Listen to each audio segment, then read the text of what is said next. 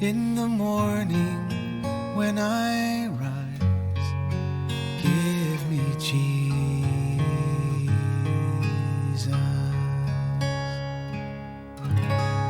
Good morning.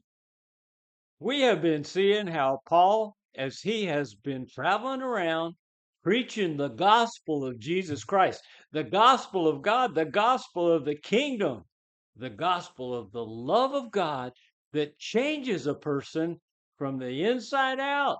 Oh, how does a heart be made new?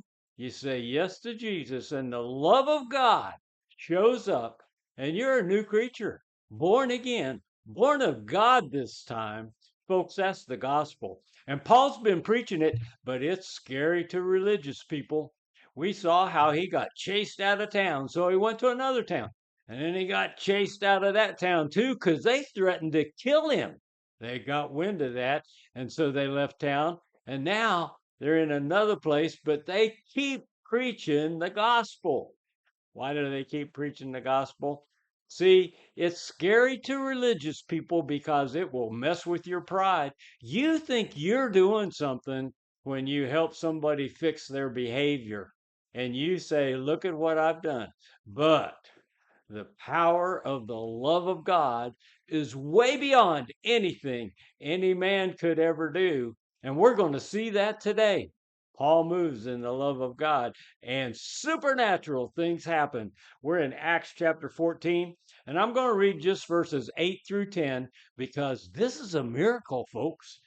At Lystra, a man was sitting who had no strength in his feet, and he had been lame from his mother's womb. He had never walked. This guy was just hanging out like he always did because he couldn't walk and he never had. This man was listening to Paul as he spoke. Oh, was he ever tuned in? And Paul, when he fixed his eyes on him and had seen that this man, are you listening, had faith to be made well. So today's big question is, do you have faith in God?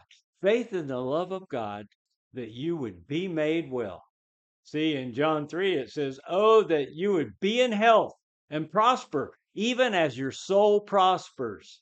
So, do you have a prosperous soul? How do you have a prosperous soul? You believe on Jesus. You have faith, the faith to be made well, just like this guy. And so, Paul, when he saw that this guy had that kind of faith, he said in a loud voice, stand upright on your feet. And he leapt up and began to walk.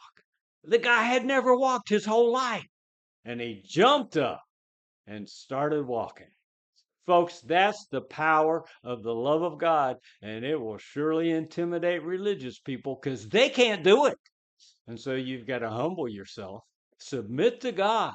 Then God will do it through you. So God bless you who has been humble, said there is a God and I'm not him. And then you let the love of God change you, didn't you? And now you let the love of God move through you to even change others too. That's the brilliance of the gospel. I look forward to being with you again tomorrow. I hope you'll join us. I'll see you then. Give me Jesus. Give me Jesus.